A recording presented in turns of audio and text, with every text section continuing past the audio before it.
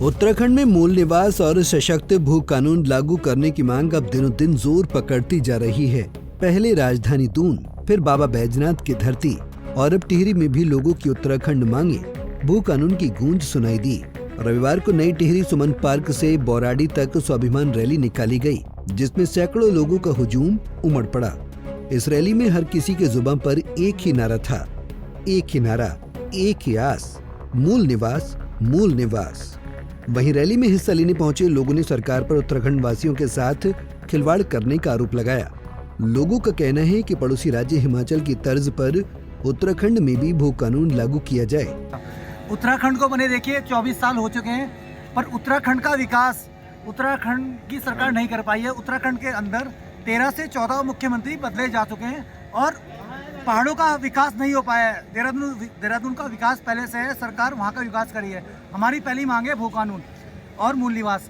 भू कानून जरूरी है क्योंकि भू माफियाओं ने यहाँ की जमीनों को कब्जा करके रखा है और सरकार इसमें बिल्कुल भी गंभीर नहीं है।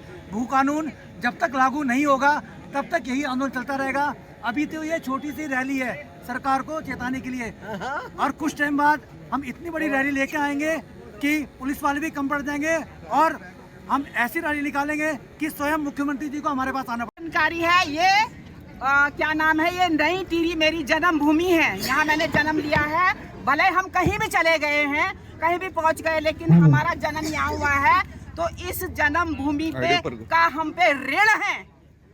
उस ऋण को या भारत देश या इस उत्तराखंड के लिए 94 से हम सड़कों में हैं। 94 हमने मुजफ्फरनगर कांड की जो है लड़ाई हमारे सामने हुई है, हमारे सामने जो है, ताकि उत्तराखंड में जमीन की खरीद फरोख्त पर रोक लग सके, साथ ही प्रदेश में मूल निवास व्यवस्था भी लागू की जाए। उधर रैली में पहुंचे राज्य आंदोलनकारी देवेंद्र नौडियाल ने कहा कि सशक्त भू कानून और मूल निवास राज्य के अस्तित्व को बचाने के लिए अहम कदम है।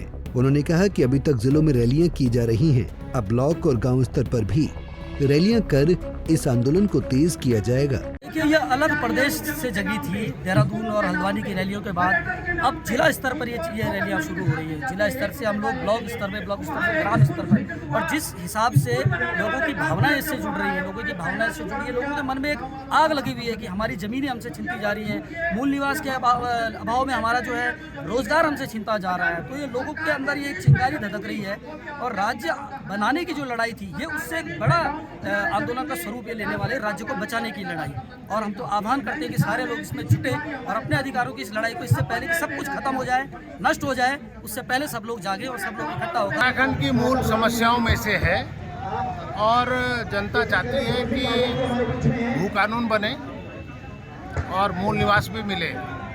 मैंने विधानसभा में भी यूसीसी के बारे में जब बोल रहा था तो मैंने मुख्यमंत्री जी से अनुरोध किया कि हमारी ज्वलंत समस्या है जो मुँह बाएं खड़ी है, उसमें भू कानून भी है और मूल निवास भी है, इसलिए इसे पूरा किया जाना चाहिए। गौरतलब है कि इससे पहले पिछले साल 24 दिसंबर को राजधानी दून और फिर बागेश्वर में भी मूल निवास और भू कानून लागू करने को लेकर रैलियां निकाली गई थीं, जिसमें हजारों संख्या में लोग जुटे थे। वहीं अब एक बार फिर टिहरी में हुए इस रैली में जुटी भीड़ से एक बात तो साफ है कि अब मूल निवास और भू कानून की मांग लोकसभा चुनाव 2024 में भी खूब गूंजेगी। पंजाब केसरी टीवी के लिए टिहरी से संदीप बेलवाल की रिपोर्ट। हमसे जुड़े रहने के लिए हमारे YouTube चैनल को सब्सक्राइब करें और नई वीडियो की नोटिफिकेशन के लिए बेल आइकॉन को दबाएं। अगर आप ये वीडियो Facebook पर देख रहे हैं तो लाइक जरूर करें और ज्यादा से ज्यादा शेयर करें। धन्यवाद।